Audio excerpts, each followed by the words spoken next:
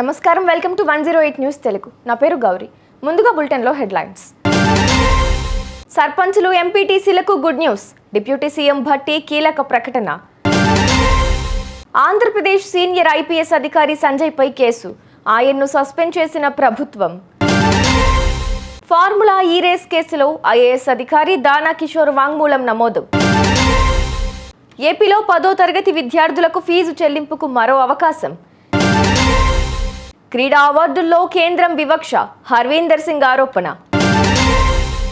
గ్రామాల్లో సర్పంచ్లు, ఎంపీటీసీలు, జెడ్పీటీసీలు చేసిన పనులకు సంబంధించిన పెండింగ్ బిల్లులను త్వరలోనే విడుదల చేస్తామని డిప్యూటీ సీఎం భట్టి విక్రమార్క తెలిపారు. బీఆర్ఎస్ పెట్టిన బకాయిలు 1300 కోట్లు ఉన్నాయన్నారు. తొలుత 10 లక్షల రూపాయల లోపు బిల్లులను సెటిల్ చేసే ఆలోచన చేస్తున్నామని పేర్కొన్నారు. ఈ బకాయిల విలువ దాదాపు 400 కోట్ల రూపాయలుందని తెలిపారు. బిల్లులను పెండింగ్లో పెట్టిన బీఆర్ఎస్ నేతలు మళ్లీ ధర్నాలు చేస్తామనడం సమంజసం కాదన్నారు. ఏపీకి చెందిన సీనియర్ ఐపీఎస్ అధికారి, మాజీ సిఐడి చీఫ్ సంజయ్పై ఏసీబీ కేసు నమోదైంది. వైఎస్ఆర్సీపీ హయాంలో అగ్నిమాపక శాఖ డీజీగా పనిచేశారు.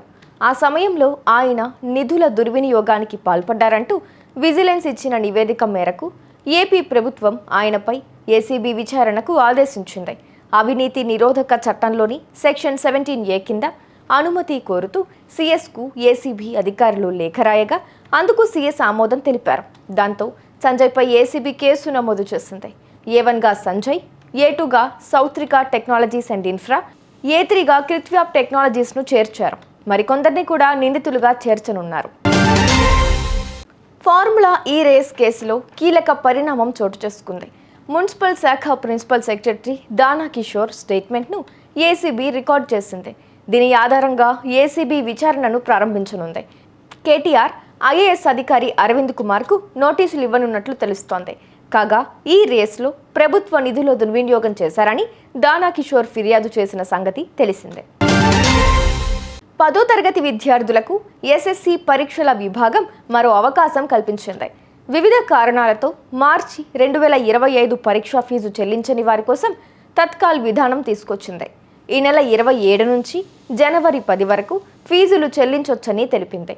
తత్కాల్లో 1000 రూపాయల ఫైన్ చెల్లించాలని స్పష్టం చేసింది.